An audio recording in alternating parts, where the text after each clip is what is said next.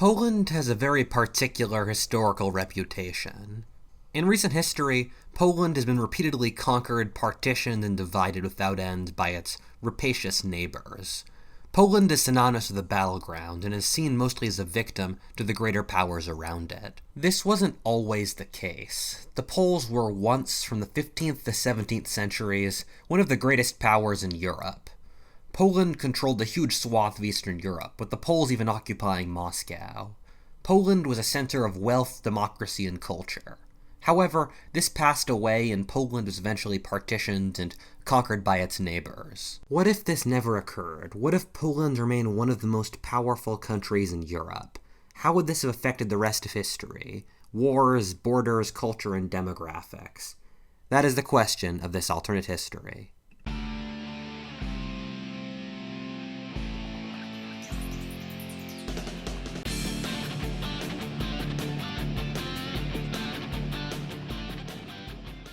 Before we start, like Poland, our digital lives are surrounded by sharks trying to prey on us. Surprisingly, a disproportionate amount do come from Russia. However, unlike what Poland did, you can take action to securely protect yourself. This is where Nordvpn comes in. They sell VPNs that can reroute your location to over 60 countries, including Thailand, Albania, and Costa Rica. Recommended by PC Mag and VPN Mentor, they have very fast servers that protect your data, especially in public locations where they're most threatened in areas like airports and cafes. With double encryption, you're sure to be secure. It works on most operating systems like Mac OS, Linux, and Windows. Check out Nordvpn now by clicking the link in the description and use the promo code Whatifalthist for 70% off, plus first month free for your 3-year plan. You can get a 30-day money-back guarantee if you don't like the service. I guess if you can't take a real vacation due to quarantine, you can still pretend you're in another country.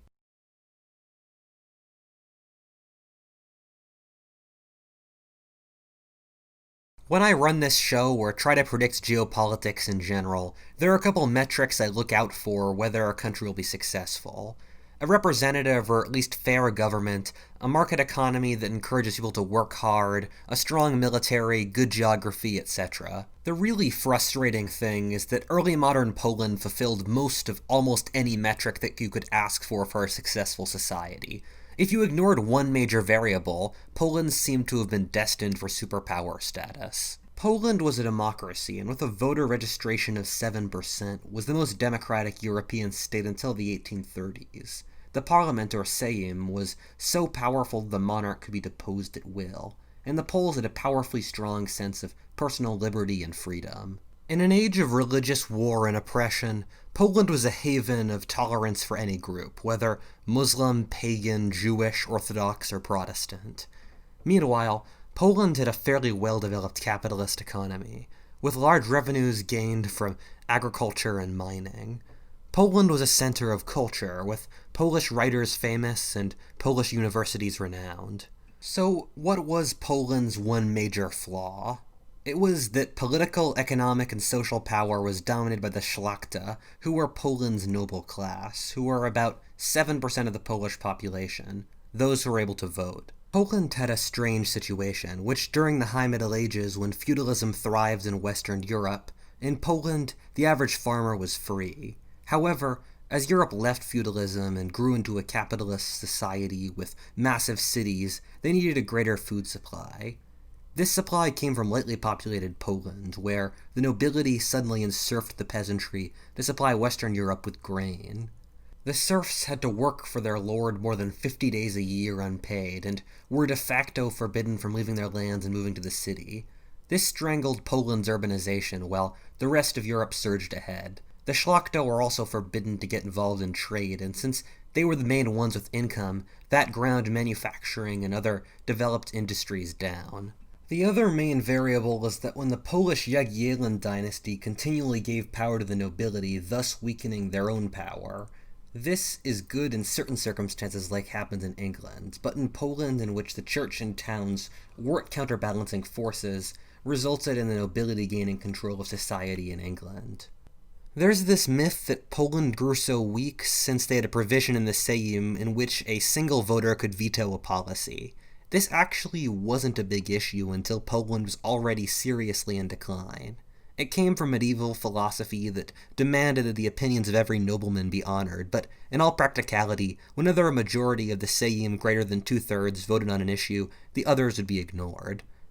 The law was only followed to the letter when Poland had already become a Russian puppet in the 18th century, and the Russians forced them to in order to make Poland as weak as possible. The easiest way to make this timeline happen is that the Jagiellonian monarchy is able to maintain more power against the nobility while allying with the towns and briefly with the Polish church against the nobility, thus allowing Poland to develop into a more politically pluralistic society. The Sejm still exists, but it represents interests beside the Szlachta. All things considered, this timeline isn't that far-fetched. In the mid-18th century, when Poland ushered in some of the reforms I mentioned, they saw the start of industrialization and a cultural and intellectual renaissance.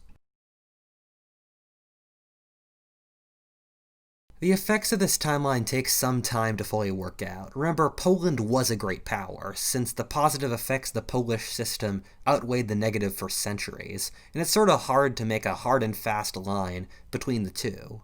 A change that would occur for certain would be the greater wealth and productivity of Poland. There are two ways to structure a frontier society, which early modern Poland certainly was.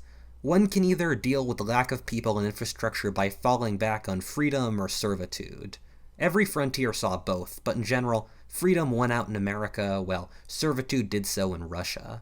Poland was strange in that the elite prided themselves greatly on freedom, but at the same time, they deeply oppressed their serf populations. Freedom-based frontier systems universally see much greater population growth and economic growth since people have an incentive to work hard and can fully use their creativity. Ones based off servitude can maintain a higher level of development at an earlier stage with less people.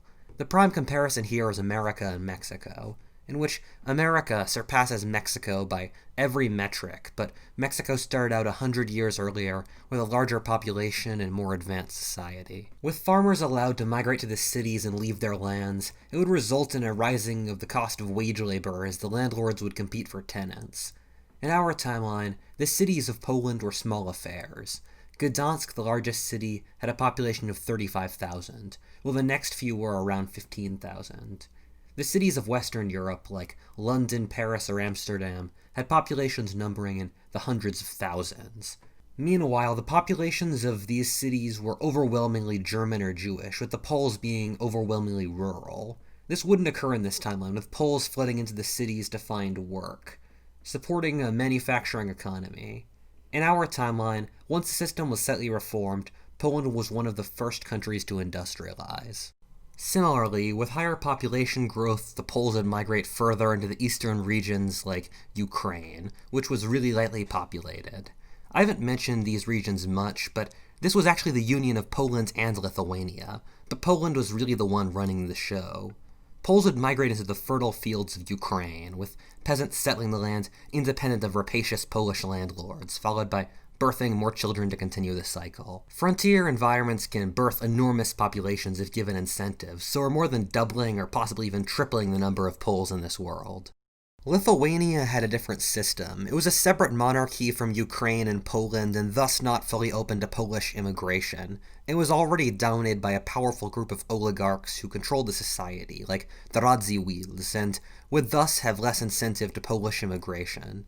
Lithuania would remain relatively backwards compared to the rest of the Commonwealth. The Poles pulled off something very smart that few other societies can: pluralism inside one country. The United States has done this very well, in that I can simultaneously be proud of being of German, British, and Irish descent, while being a proud Pennsylvanian and Canadian, and none of that makes me any less American, or some of my Indian or Chinese friends, even though they are born in different civilizations, can still become Americans. Poland was similar, in which at least among the elite, one could be Catholic, Protestant, pagan, Orthodox, Muslim, Ukrainian, Lithuanian, Tatar, Jewish, etc., and still not be any less Polish. In fact, it was the style to dress in Sarmatian or Turkic clothing among the Polish elite. In this timeline, the Poles would be able to successfully integrate the Ukrainians, Lithuanians, and various religious groups into a greater Polish identity. Whether or not this would be entirely willing is unclear, but for the peasantry of these areas, the Polish model would look fairly appealing.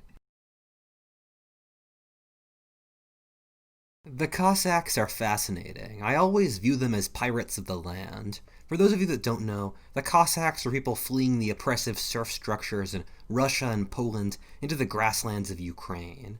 They founded their own free buccaneer communities in southern Ukraine and were generally a menace to all their neighbors. They were initially Polish allies, since a huge amount were ethnic Poles or Ukrainians, but the Polish desire to enserf them generally turned them against them. This never occurs in this timeline. With Poland as a free pluralistic system, the Cossacks remain their devoted allies. The best comparison to the Cossacks in this timeline is to the Scots-Irish in our timeline in America. In the 18th century, a large migration from Northern Ireland and southern Scotland to the Appalachian Mountains took place. The Scots-Irish were rowdy and weren't particularly industrious farmers, but spread quickly and were excellent fighters. The American frontier was pushed forward by the Scots-Irish, who pushed all the way to California, acting as America's vanguard. The Cossacks would form a nearly identical role in this timeline's Poland. In this timeline, the combination of Polish farmers and Cossacks would take over the steppe, driving out the native Turkic tribes rather than the Russians. The Turks may have been excellent fighters, but they would be unable to stop the Polish demographic wave that would take Ukraine and drive into southern Russia. The Turks would be driven out of Crimea, and Moldova would turn from a Turkish vassal to a Polish one, which it was in the late Middle Ages. It's often forgotten, but the Poles fought a war with the Russians in the early 17th century and nearly won. The Poles had seized control of Moscow and had trounced the Russian armies. They became so overextended, however, that the Russians teamed up with the Swedes and defeated them. In this timeline, with the eastern regions of the empire better populated, Polish supply lines aren't ridiculously overstretched in Moscow. They're able to seize and hold Moscow, turning the rest of northern Russia into client states. This region is significantly less fertile than the steppe of southern Russia, which the Poles would actively be settling. Russia is no longer a great power, or even really a country in this timeline. Russia was pretty weak at this point, and so could have been dismantled. Something to consider is that Poland in this era was in just as good a position to become the dominant Eastern European power as Russia. Poland was more developed by nearly every metric. Before Ivan the Terrible, Russia was barely a unified country, and before Peter the Great was barely even a part of Europe. Also, the Poles had a pretty long frontier with the steppe they could have used to expand their power, just like Russia did in our timeline, going to the east. The Cossacks did much of the settling of Siberia in our timeline. The Cossacks, being Polish rather than Russian in this timeline, would push into Siberia. Much of Siberia was painfully easy to conquer, being so lightly populated and was done mostly for the fur trade. Thus, a skeleton force of Poles would be able to do it. However, this would come with limits. Having the capital in Warsaw or Krakow rather than Moscow would change the Polish Empire's priorities. The conquest of Siberia would take longer for one, since with the Turkish Khanate of Kazan blocking the way, and without it being an immediate neighbor like it was in our timeline for the Russians, the Poles would be much more leisurely about defeating it. Many of the harder conquests the Russians did in Asia, like the Kazakh tribes, the Caucasus, or Primorye from the Chinese, would never happen at all, with the Polish authority so much further away. In general, before the railroad with the capital another 1,000 miles further west, there would be no way the Polish government could maintain power of the regions east of the Urals. Siberia would split off as an independent Cossack republic. However, in the long run, similar to the Anglosphere, there need be no bad blood between these two Polish-ish Slavic nations. Out of a base in Central Asia or Siberia, the Cossacks would continue to spread. Over time, the Siberian nation, due to its greater size, and especially with the invention of the railroad, would be able to become a great power in its own right.